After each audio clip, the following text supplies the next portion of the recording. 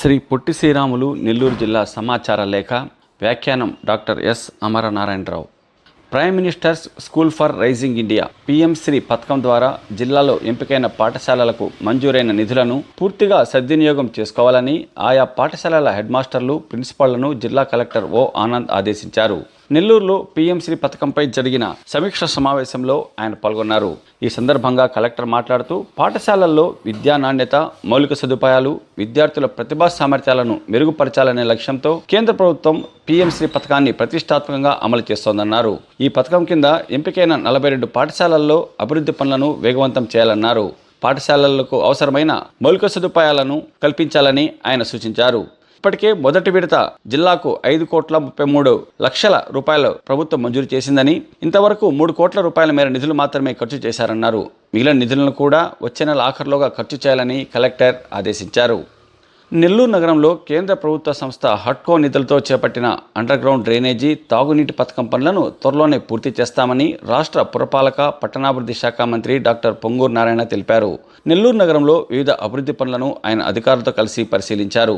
అనంతరం మంత్రి మాట్లాడుతూ ఈ పథకాలకు హడ్కో సంస్థ 1,100 కోట్ల రూపాయలను ఇచ్చిందన్నారు. ప్రస్తుతం 90% పనులు పూర్తయ్యాయని, మరో 10% పనులను కూడా త్వరలోనే పూర్తి చేస్తామని చెప్పారు. మహిళల సంక్షేమంతో పాటు వారి ఆర్థికాభివృద్ధికి ప్రభుత్వం ఎంతో కృషి చేస్తోందని రాష్ట్ర మైనార్టీ సంక్షేమ శాఖ మంత్రి ఎన్ఎండి ఫరూక్ అన్నారు. నెల్లూరులో జరిగిన కార్యక్రమంలో ఆయన మాట్లాడుతూ మహిళలకు విద్య, ఉద్యోగ, రాజకీయ రిజర్వేషన్లను తీసుకువచ్చిన ఘనత తెలుగుదేశం పార్టీకే దక్కుతుందన్నారు. దీనివల్ల ఎందరో మహిళలు వివిధ రంగాల్లో రాణిస్తున్నారని ఆయన చెప్పారు. వివిధ పథకాల కింద మహిళలకు బ్యాంకుల ద్వారా ఆర్థిక సహాయ చెక్కులను మంత్రి పంపిణీ చేశారు. ఎన్నికలలో ఇచ్చిన హామీలను రాష్ట్రంలోని ఎన్డీఏ ప్రభుత్వం నెరవేరుస్తోందని రాష్ట్ర దేవాదాయ శాఖ మంత్రి ఆనం రామనారాయణ రెడ్డి అన్నారు. ఆత్మకూరులో ముఖ్యమంత్రి సహాయ నిధి నుంచి మంజూరైన చెక్కులను మంత్రి లబ్ధిదారులకు పంపిణీ చేశారు. ఈ సందర్భంగా మంత్రి మాట్లాడుతూ 15వ ఆర్థిక సంఘం నిధులను నేరుగా పంచాయతీలకు ప్రభుత్వం అందిస్తోందన్నారు. వచ్చే విద్యా సంవత్సరం నుంచి తల్లికి వందనం పథకం కింద బడికెళ్లే ప్రతి బిడ్డకు 15,000 రూపాయలను ఇస్తామన్నారు.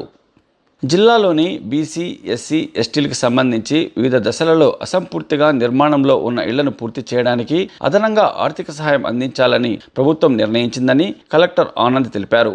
బీసీ, ఎస్సీ లబ్ధిదారులకు 50,000, ఎస్టీ లబ్ధిదారులకు 75,000, అత్యంత వెనుకబడిన గిరిజనులకు 1,00,000 రూపాయల అదనపు ఆర్థిక సహాయం ఇస్తారన్నారు. ప్రధానమంత్రి ఆవాస్ యోజన కింద వివిధ దశలలో నిర్మాణంలో ఉన్న గృహాలకు కూడా అదనంగా ఈ ఆర్థిక సాయం అందిస్తారన్నారు. లబ్ధిదారులు ఇళ్లను పూర్తి చేసుకోవాలని ఆయన సూచించారు.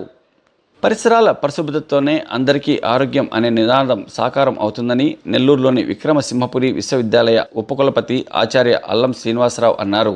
స్వచ్ఛాంధ్ర, స్వర్ణాంధ్ర కార్యక్రమంలో భాగంగా నెల్లూరులో కేంద్ర యువజన సర్వీసుల మంత్రిత్వ శాఖ విక్రమసింహపురి విశ్వవిద్యాలయ ఎన్ఎస్ఎస్ విభాగం ఆధ్వర్యంలో విద్యార్థులతో అవగాహన ర్యాలీని నిర్వహించారు. ఈ సందర్భంగా శ్రీనివాసరావు మాట్లాడుతూ స్వచ్ఛ భారత్ కార్యక్రమాన్ని నిరంతరం కొనసాగించాలని, ప్రధానంగా ప్లాస్టిక్ వినియోగాన్ని పూర్తిగా నివారించాలని సూచించారు.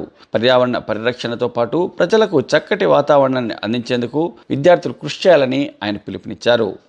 జిల్లాలో మహాత్మా గాంధీ జాతీయ గ్రామీణ ఉపాధి హామీ పథకాన్ని మరింత విస్తృతంగా అమలు చేయాలని అధికారులు, సిబ్బందిని కలెక్టర్ ఆనంద్ ఆదేశించారు.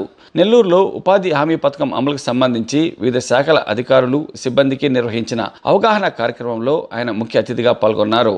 ఈ పథకంలో పని అడిగిన ప్రతి ఒక్కరికి ఏడాదిలో 100 రోజుల పని కల్పించాలన్నారు.